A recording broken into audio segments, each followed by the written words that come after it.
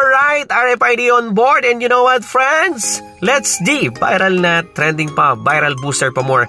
Ito po yung mga kaganapan nung last February 29 sa ating tanggapan. And you know what? Kahit ang aking anak nananahimik sa kanyang silid-aralan, aba, hindi siya nagpatinag. Nang kanyang malaman, ang sabi niya sa akin, Daddy, dapat kasali ako dyan.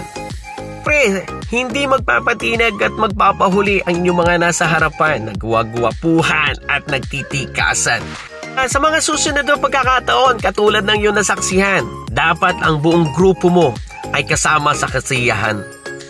Sino ba naman ang aayaw na matawag ang pangalan? Lalong-lalo na kung kasama ang buong kupunan.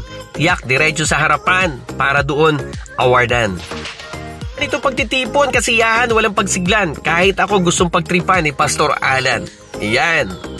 Tuloy ka naming inaanyayahan, especially pag merong ganitong pagdiriwang. Isama ang buong kupunan dahil pamisan-misan kailangan nating mag-recharge at mag-unload ng ating daladalahan. Pamisan-misan merong halakakan at sometimes meron ding iyakan. Pero ang importante doon, marami kang natutunan. Kaya sa mga susunod na pagkakataon, ano pa iniintay mo? Dalhin mo na ang buong grupo, sama-sama tayo, kahit sa saburi tayo abutin ng hapunan.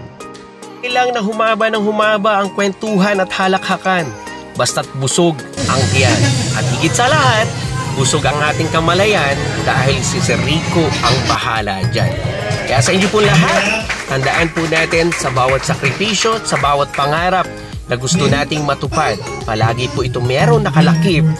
Kailangan ng maraming sakripisyo at pagsusumikap. Kung sa tingin mo ngayon, nababagalang ka sa iyong usad, huwag kang mag-alala. Magdire-diretso ka lang.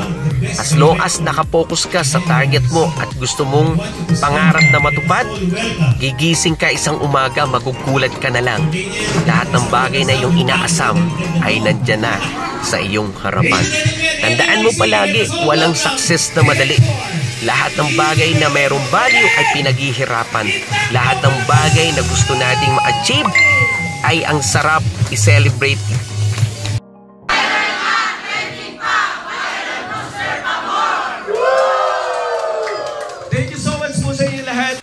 Lagi po natin tatandaan, today's actions are tomorrow's results. Yan, pagka meron tayong ginawa, definitely merong mapapala. Thank you so much for watching.